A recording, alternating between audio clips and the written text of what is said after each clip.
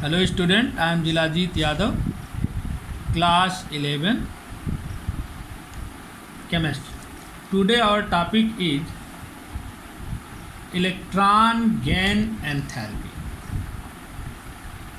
Electron gain enthalpy की meaning क्या है? Electron gain enthalpy of an element may be defined as the energy released when a neutral isolated gaseous atom accepts an extra electron to form the gaseous negative ion. जब हम किसी gaseous state के किसी भी atom को एक electron हम दे दें और वह क्या करे, उस इलेक्ट्रॉन को बाइंड कर ले, क्या कर ले, बाइंड कर ले, यानी अपने आप में रख ले, तो उसको रखने में उसे जितनी एनर्जी जो है लगानी पड़ेगी वही उसकी क्या कहलाएगी, इलेक्ट्रॉन गेन एंथैल्पी।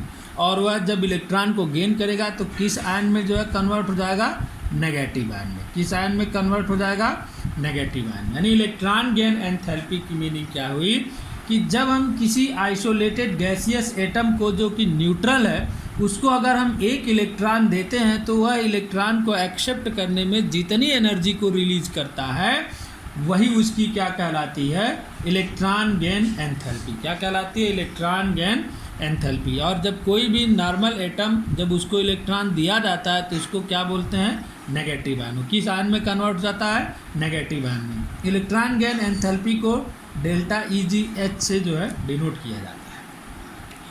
और इलेक्ट्रॉन गेन एंथैल्पी जो है, greater the amount of energy released in this process higher is the electron gain enthalpy.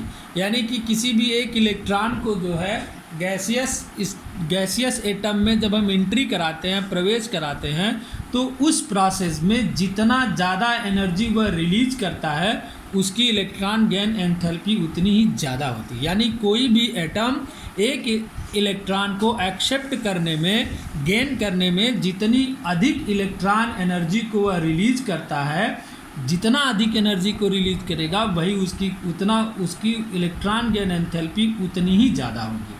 The electron gain enthalpy of element is a measure of the firmness और strength with which an extra electron is bound. यानी कि जो extra electron है जब वह क्या करेगा, उस ऑर्बिट में बाउंड होगा, उस एटम के ऑर्बिट में बाउंड होगा, तो जितनी अधिक एनर्जी को रिलीज किया जाएगा तो वह क्या करती है, मेज़र करती है, इस बात को मेज़र करती है कि उस इलेक्ट्रॉन को कितना टाइट, कितनी अधिक स्ट्रेंथ से बाइंड किया जा सकता है, अदरवाइज नहीं। इसकी यूनिट इलेक्ट्रॉन वोल्ट पर एटम या किलो जूल पर मोल होती है। The process of adding an electron to the atom can be either exothermic or endothermic. Energy is released when an electron is added to the atom, therefore the electron gain enthalpy is negative.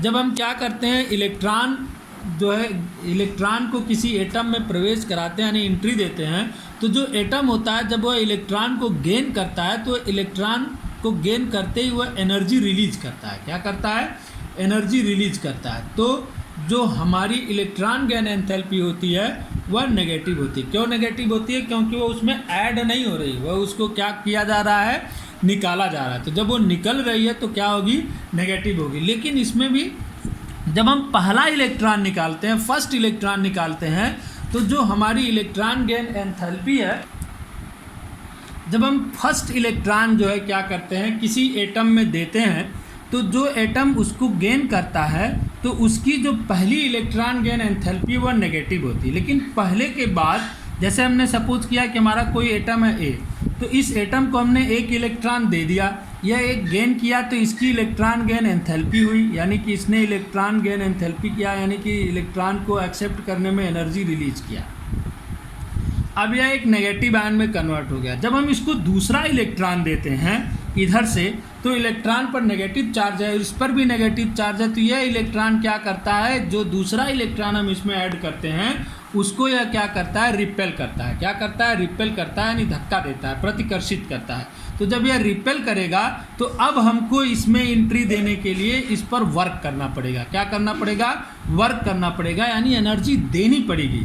तो जो second electron gain enthalpy होती है वह positive हो जाती है। क्या हो जाती है, पॉजिटिव हो जाती है।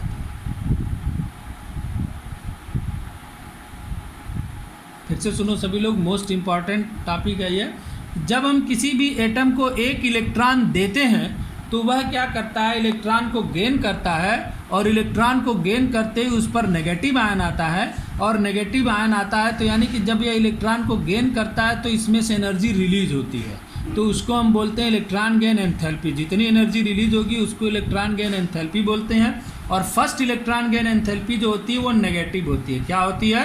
नेगेटिव होती है। और नेगेटिव होने का कारण क्या होता है? क्योंकि एनर्जी रिलीज होती है। लेकिन जब हम एक इलेक्ट्रॉन इसमें से निकाल लेते हैं तो यह एनायन में कन्वर्ट हो चुका रहता है। तो जब हम इसको दूसरा इलेक्ट्रॉन देते हैं तो क्या होता है? यह इलेक्ट्रॉन दूसरे वाले इलेक्ट्रॉन को रिपेल करता है, धक्का देता है। तो अब हमको क्या करना पड़ता है? वर्क करना पड़ता है इस इलेक्ट्रॉन को इसमें देने के लिए, यानी जाने के लिए। तो अब हमको वर्क करने के लिए इस पर एनर्जी देनी पड़ती है। तो जब एनर्जी हम देते हैं तो इस बार हमारी जो इलेक्ट्रॉन गेन एंथैल्पी है सेकंड वाली, वह क्या होती है? पॉजिटिव होती है। क्या होती है? पॉजिटिव होती है। जो हैलोजेंस होते हैं, हैलोजेंस की इलेक्ट्रॉन गेन एंथैल्पी बहुत हाई होती है। Halogens have high electron gain enthalpy. High electron gain enthalpy क्यों? क्योंकि इनके जो आउटर मोस्ट ऑर्बिट होते हैं उनमें 7th इलेक्ट्रॉन होते हैं, यानी इनको केवल एक इलेक्ट्रॉन देकर ही, यानी इनको केवल एक इलेक्ट्रॉन की ज़रूरत होती है। जिस इलेक्ट्रॉन को पाते ही ये तुरंत किस में कन्वर्ट हो जाते हैं? इनर्ट गैस के कॉन्फ़िगरेशन में। किस में कन्वर्ट हो जाते हैं? इनर्ट गैस के कॉन्फ़िगरेशन में ये कन्वर्ट हो जाते हैं। इसलिए इनकी जो इलेक्ट्रॉन गेन एंथैल्पी होती है वह हाईली नेगेटिव होती है। क्या होती है? हाईली नेगेटिव होती है। ठीक, हमने क्या पढ़ा? Electron gain enthalpy. Electron gain enthalpy की मीनिंग हमने क्या बताई कि किसी भी एक न्यूट्रल एटम में एक इलेक्ट्रॉन को ऐड करने में जितनी ऊर्जा, जितनी एनर्जी रिलीज होती है वही उसकी क्या कहलाती है? Electron gain enthalpy. जो हमारा एटम होता है वह जब एक इलेक्ट्रॉन को गेन कर लेता है तो वह नेगेटिव आयन में कन्वर्ट हो जाता है, और नेगेटिव आयन में कन्वर्ट हुआ तो उसे हम क्या बोलते हैं? अनायन। इलेक्ट्रॉन गेन एंथैल्पी को किससे रिप्रेजेंट किया जाता है? डेल्टा EgH से। फिर क्या करा? Greater the amount of energy released in this process higher is the electron gain enthalpy. यानी अगर ज़्यादा से ज़्यादा एनर्जी रिलीज होगी तो उसकी एंथैल्पी भी क्या होगी? ज़्यादा होगी। इसका मतलब यह हुआ कि इलेक्ट्रॉन गेन एंथैल्पी जो है वह किसी भी एटम के द्वारा किसी भी बाहर से आए हुए इलेक्ट्रॉन को बाइंड करने की स्ट्रेंथ को बताती है। क्या बताती है? इलेक्ट्रॉन को बाइंड करने की स्ट्रेंथ को बताती है। हैलोजेंस जो होते हैं उनकी electron gain enthalpy highly negative होती है। क्यों हाईली नेगेटिव होती है? क्योंकि उनको एक ही इलेक्ट्रॉन देते ही वह तुरंत नोबल गैस के कॉन्फ़िगरेशन में कन्वर्ट हो जाते हैं। फिर हमने एक चीज़ और बताई कि जब हम इलेक्ट्रॉन को फर्स्ट इलेक्ट्रॉन, जब एटम को हम फर्स्ट इलेक्ट्रॉन देते हैं, यानी एटम फर्स्ट इलेक्ट्रॉन गेन करता है, तो उसकी इलेक्ट्रॉन गेन एंथैल्पी को हम क्या बोलते हैं? First electron gain enthalpy. वह नेगेटिव होती है। लेकिन जब हम किसी अनायन में इलेक्ट्रॉन देते हैं, यानी कि उसमें दूसरा इलेक्ट्रॉन हम प्रवेश कराएं, तो अब क्या होगा? यह अनायन का इलेक्ट्रॉन दूसरे वाले इलेक्ट्रॉन को रिपेल करेगा। क्या करेगा? रिपेल करेगा, यानी प्रतिकर्षित करेगा। तो जैसे ही इसको प्रतिकर्षित करेगा, रिपेल करेगा, तो हमें इसमें एंट्री देने के लिए इस पर वर्क करना पड़ेगा। क्या करना पड़ेगा? वर्क करना पड़ेगा। तो इस बार जो सेकेंड इलेक्ट्रॉन गेन एंथैल्पी है वह पॉजिटिव हो जाती है। क्या हो जाती है? पॉजिटिव हो जाती है। बस।